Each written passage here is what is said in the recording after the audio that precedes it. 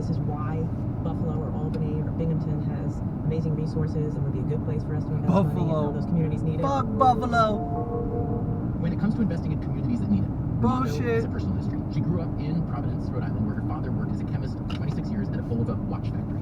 But like a lot of people who worked in manufacturing, especially in the industrial Northeast and Midwest, he saw his job disappear when the company moved operations to China. The same thing would happen in Buffalo and Binghamton, Toledo and Cleveland, down into the textile and furniture belt, Carolinas. The U.S. had bet big on an economic and political partnership with China that, as we now know, didn't turn out so well for American workers. Gina Raimondo was on a different track. High school valedictorian, an economics degree at Harvard, then a law degree and a PhD in sociology. She worked in venture capital for a while before becoming Rhode Island's treasurer and then governor.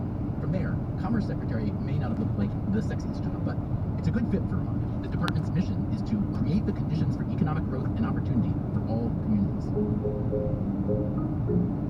So the Commerce Department, when you look at the constituent bureaus and agencies, they strike me at least as sort of a hodgepodge. Some of them are well known, like NOAA, National Oceanic and Atmospheric Administration. There's the U.S. Patent Trademark Office, the Census Bureau, and then there's much lesser known ones.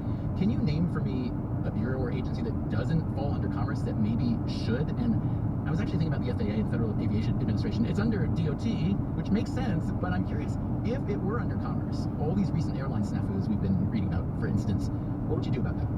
I would totally defer to my good friend Pete Buttigieg, who is doing a great job, who has his hands full. That does not belong under Commerce. Name something that's not under Commerce that maybe should. When I travel internationally, my counterparts in other countries are the Minister of Commerce, sometimes Minister of Trade, but also the Digital Minister. Most other countries have a technology minister or a digital minister, and we need that. I think that ought to reside more properly in the Commerce Department. When I first became Commerce Secretary, and I looked at these 13 bureaus, ranging, as you said, everything from fish to space to the Weather Service to patents to census to ITA, I spent a long time trying to figure out how do I, you said hodgepodge, how do I unify the hodgepodge? And the through line that I landed on was competitiveness, enhancing America's ability to compete.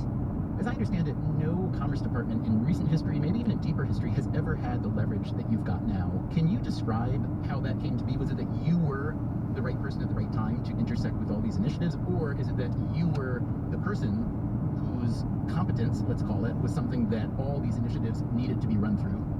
I think if there's an option C, you gave me A and B, I think option C is President Biden is an extraordinary leader with a big vision that calls for big investments in technology, manufacturing, skilled workforce, infrastructure, and a lot of that runs through the Commerce Department.